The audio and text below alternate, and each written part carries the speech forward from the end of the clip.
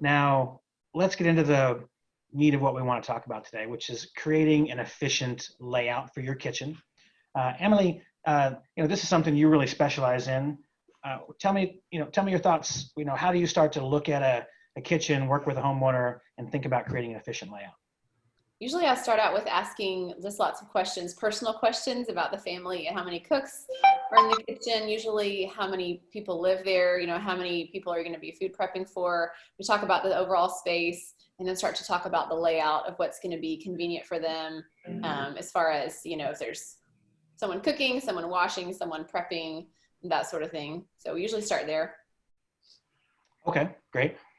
Do you work with a lot of the National Kitchen and Bath Association design standards when you start setting up a kitchen? Since I mainly do space planning, I do not do too much of that. No. Mm-mm. Oh, okay, that's interesting.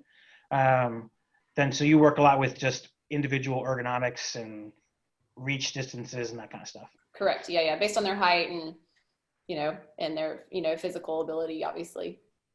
I got you. Very interesting. So a lot of customization when you start talking about individual. So what we're talking about, guys, is design standards. These have been set in place by the National Kitchen and Bath Association, who've been studying kitchens for 40 plus years. I forget what year they were founded, but it was a while ago.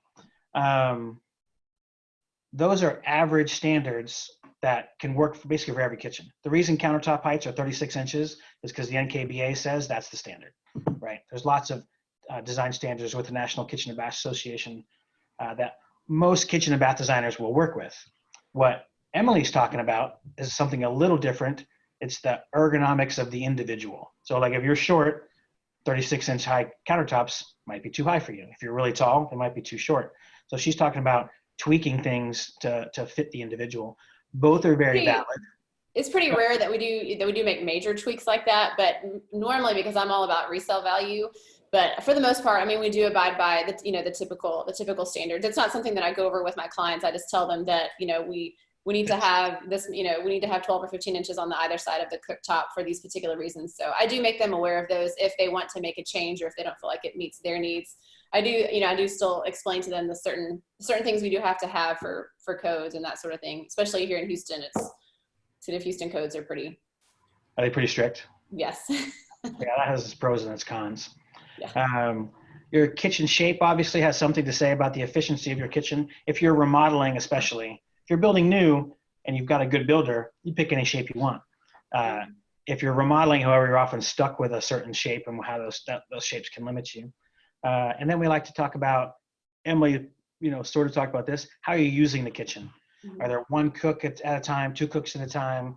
Do you entertain a lot? That kind of stuff. That's going to help your designer decide how to create the most efficient kitchen layout for you.